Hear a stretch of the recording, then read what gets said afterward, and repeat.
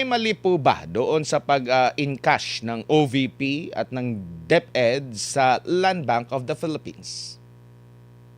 Base sa proseso at inamin rin no, ng dalawang bank managers, wala pong illegal na nangyari. No? Dahil yung bangko, magbibigay lang yan ng pera at i-honor yung transaction base doon sa nakalagay na payee sa dalawang cheque. So, uh, the bank has no business looking at the personalities who will actually receive those amount.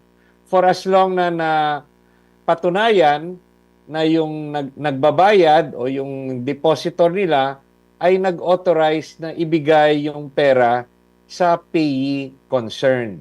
So, insofar as those particular transactions, one for the Office of the Vice President and the other one is as Secretary of Education, yung dalawang transaksyon yon ay legal. At inamin rin ito ng dalawang witnesses.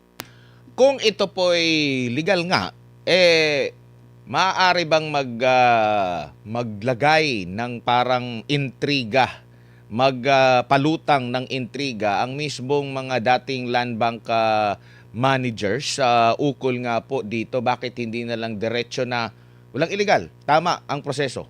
Kasi nandun yung mga salitang unusual. Intindihin natin na ito'y impeachment trial. So, sasagot lang po yung mga witnesses base sa tinatanong sa kanila ng prosecution at kung meron man katanungan yung depensa at yung mga judges, sasagutin nila. So, yung opinion nila ay tinanong at sumagot lang sila base sa kanilang obserbasyon at opinion. But inamin rin nila na nasunod yung proseso ng bangko at yung transaksyon ay legal at hindi illegal. Opo, pero ang napansin din po natin, sinabi nila yon, pero alam nyo yung parang kailangan pang magtanong, kailangan pang dikdikin ng Senator Judge, pero ang suma total hindi naman illegal. So doon pa lang medyo meron kayong naaamoy na parang gumagawa lang ng kontrobersya para masiraan ng pangalawang pangulo. Sa palagay ko hindi naman, no? Binase lang ng dalawang witnesses yung katanungan kung sa regular transaction may pagkakaiba yung particular na transaction na yan. Yung sinabi nila medyo malaki yung na-withdraw na cash. So, yun yung nakapagsabi sila na unusual yung particular transaction. But inamin rin nila that it does not fall under suspicious. Kasi even if sa rule ng what is suspicious,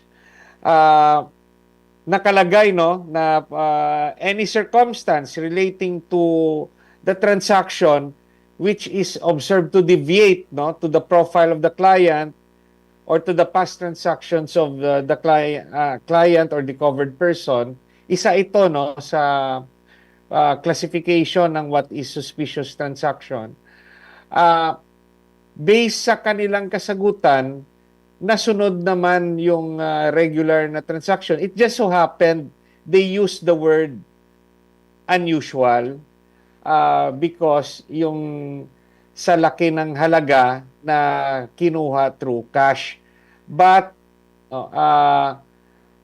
there's nothing suspicious doon kasi yung nag-e-encash ay kinonfirm naman ng agency concerned, ng OVP at ng Department of Education. It just so happened na personal nilang opinion na sa experience nila, medyo malaki yung amount for that or for those two instances.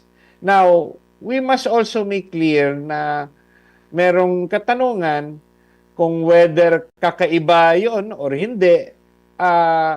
Umamin rin si Prosecutor Chua sa tanong ni Senator Padilla na ah, hindi siya yung usual kakaiba because yung funds concerned could also vary. And this particular impeachment article talks of yung confidential fund, which is not a regular fund.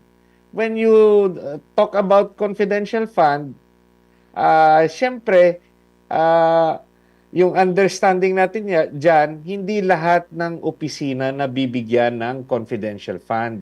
And this particular fund, when binibigay ito sa mga confidential agents, hindi naman to binibigay na may cheque. Bagkus yung understanding is it should be in cash. So yung transactions na yan, it can be explained.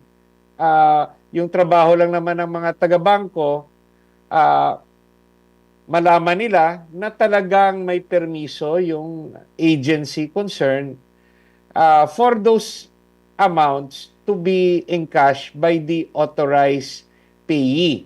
So, yung payee, insofar as the bank is concerned, titingnan lang nila yung pangalan na nakalagay sa cheque. They have no business already inquiring kung ano ito dahil nga this is a government offices and Land Bank is also a government office. So it was not classified by those two bank managers as suspicious. Opo. Pero sa tingin nyo po, mabigat ba ang testimonya nitong dalawa laban sa pangalawang Pangulo? Kung titignan natin, yung defense counsel hindi na nga cross-examination, no, na talagang tinanong. In fact, nagkaroon pa ng admission para ma-expedite yung testimonya ng dalawa. Kasi there was no question as to the legality of the transaction as admitted ng dalawang taga-bangko. Probably sa mga susunod na witnesses, doon malalaman ng prosecution at ma-explain ng defense at malalaman rin ng judges regarding the use of those funds, no? But insofar as those particular two witnesses are concerned, yung ginawa nila is very objective. Merong kliyente na gustong kunin ang pera na nakaimpok sa bangko. May dalawang cheque, may nakalagay na payee. The bank confirmed, no, from the usual communication line nila kung totoo ito. It was confirmed. Yung pirma ng signatories ng cheque authorized based sa bank record. That's why the amounts were released, because it appeared legal, and both the signatories to the check and the assigned payee were confirmed by the bank. So I didn't see any problem sa testimonya ng dalawang witnesses, and this is confirmed by the fact that yun nga, yung abogado ng depensa, hindi na nila question ito. Opo, dito naman tayo sa pag-aproba po ng Pangulo na buksan ng tax records ni VP Sara at ni Man Scarpio. Tingin nyo po dapat magpaliwanag din ng Pangulo dito or hayaan na dahil kabilang siya sa may kapangyarihan na pabuksan po ito? Kung titignan natin, meron ng order ang impeachment court.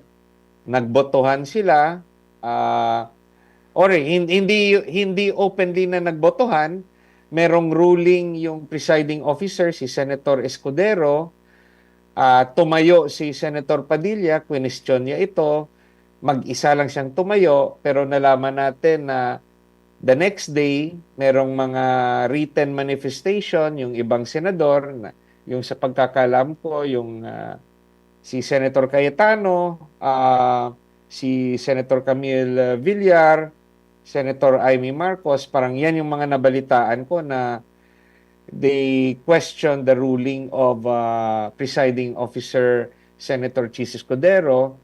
So, outnumbered yung kumontra. And because there is that decision of the impeachment court, even, I personally believe, no, personal ko tong paniwala, even without the approval of the president, no, dapat sundin yung order ng impeachment court because ito yung korte na nare-recognize ng constitution natin na may authority at jurisdiction over impeachment.